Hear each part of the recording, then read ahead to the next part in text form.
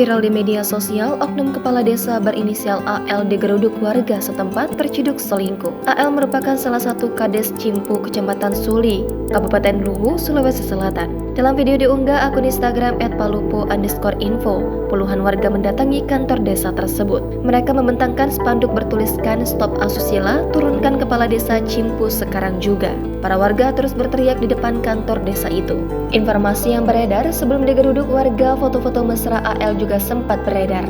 Dalam foto tersebut terlihat AL sedang berpelukan dengan seorang perempuan diduga di sebuah tempat hiburan bercorak rumah bernyanyi. AL ini punya istri sah tapi menikah lagi lebih dari 2 orang perempuan lain, kata seorang warga yang minta identitasnya tidak ingin disebutkan pada Minggu 22 Oktober lalu. Selain foto mesra saat di rumah bernyanyi, AL juga sering melakukan video call dengan perempuan diduga selingkuhannya. Ketua Asosiasi Pemerintah Desa Kabupaten Luwu, Khairudin, mengaku belum mengetahui informasi tersebut. Tribuntimur.com masih berusaha melakukan konfirmasi terkait kejadian ini.